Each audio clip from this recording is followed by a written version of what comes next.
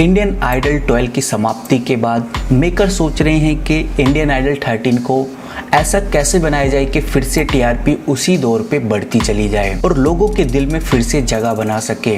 और इसी तरह की अपडेट आपको हम बताने जा रहे हैं, तो वीडियो को आखिरी तक देखना। जानेंगे कुछ ऐसी बातें इंडियन आइडल को लेकर, साथ ही साथ ये भी जानेंगे कि आज के जो विनर हैं यानी कि इंडियन आइडल 12 के जो विनर हैं वो कर क्या रहे हैं। इंडियन आइडल 12 के खत्म होते ही पवनदीप राजन और अरुणिता काजीलाल के न्यू लुक को देखकर फैंस काफी ज्यादा लट्टू हो गए हैं और कुछ इंडियन आइडल के झूठ भी सामने आए हैं जिनको हम बताएंगे, आपके सामने रखेंगे। इससे आपकी हेल्प हो सकेगी कि ऑडिशन 13 के ऑडिशंस आपको कैसे देने हैं ताकि आप भी शो का पार्टिसिपेट और हिस्सा बन सके।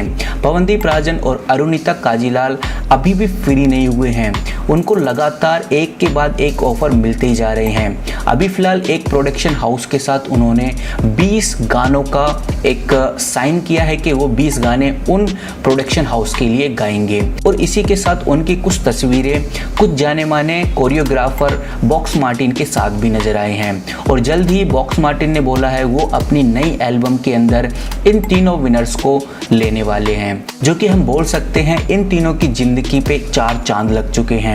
और हम बोल सकते हैं इनके हुनर, इनके स्किल्स, इनके हार्डवर्क और आप लोगों के प्यार की वजह से आज ये इस मुकाम तक पहुंचे हैं। पर बहुत सारे लोगों का सपना होता है हर बार की तरह कि हम भी इस तरह का मुकाम हासिल कर सकें।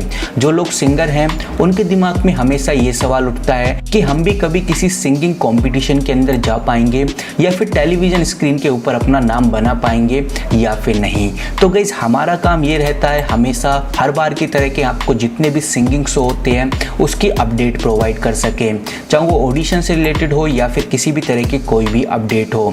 इससे आपका मनोबल बढ़ता है। बट आपको करना सिर्फ यही है कि अपनी स्किल, अपनी प्रैक्टिस जारी रखनी है ताकि जब भी ऑडिशंस निकले या रजिस्ट्रेशंस निकले तो आप काफ़ी अच्छे से अपनी भूमिका निभा सके और इंडियन आइडल जैसे शो के अंदर भी पार्टिसिपेट कर सके और विनर बनकर सामने आए।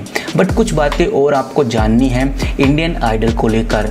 कुछ चीज़ें ऐसी हैं जो काफ़ी ज़्यादा अफवाहजनक हैं और काफ़ी ज़्यादा आपको जाननी चाहिए। जैसे कि इंडियन आइडल के अंदर वाद विवाद हमेशा रहा है।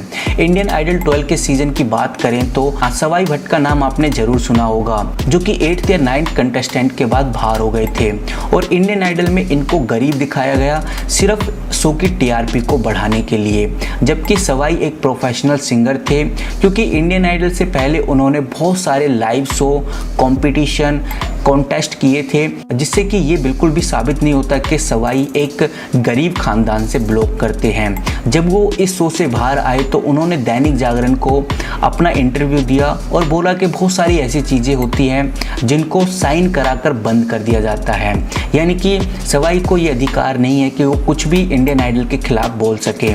बट उन्होंने ये ज़रूर बोला है न्यूज़ के सामने कि उनके पास बंगलो भी है और उनके पास एक कार भी है, जिससे ये बिल्कुल साफ नज़र आ जाता है कि वो गरीब बिल्कुल भी नहीं थे। तो कहीं ना कहीं शो अपनी टीआरपी को बढ़ाने के लिए ये सब करती है।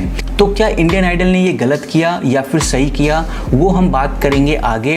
बट मैं आपको बता दूं, जब भी आप ऑडिशन देने जाएं और आपसे किसी भी तरह की डिमांड की जाए कि आपको इस तरह से रिप्रेजेंट करना है अपनी ऑडियंस के सामने, तो डेफिनेटली अगर आप वैसा करते हैं तो आपके शो के अंदर जगह पक्की है।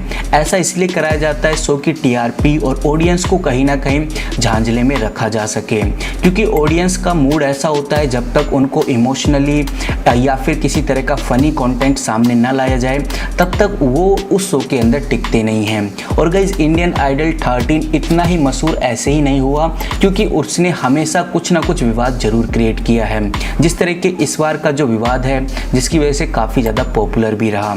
बट आप जब भी किसी भी शो के अंदर जाते हैं तो आपको एज अ ऑडियंस कभी नहीं सोचना चाहिए कि आपकी ऑडियंस आपके बारे में क्या सोचेगी। आपको ये सोचना चाहिए कि शो की टीआरपी किस तरह से मैं बढ़ा सकता हूँ। अगर आप शो की टीआरपी बढ़ा सकते हैं, यानी कि बहुत सारे लोग सिर्फ इंडियन आइडल को नहीं आपको देखने आए, तो अगर आप ऐसा कर सकते हैं तो डेफिनेटली इंडियन आइडल आपका स्वागत करता है।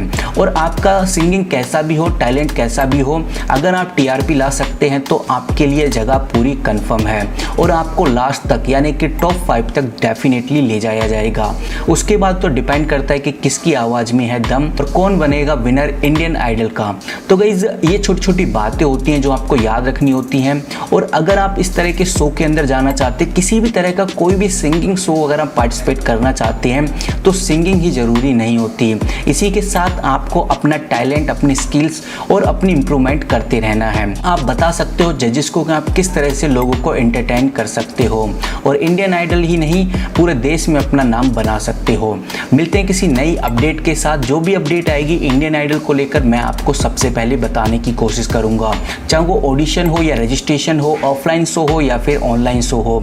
इंडियन आइडल ही नहीं, किसी भी तरह का कोई भी सिंगिंग शो हो वो सबसे पहले हम आपको बताने की कोशिश करते हैं।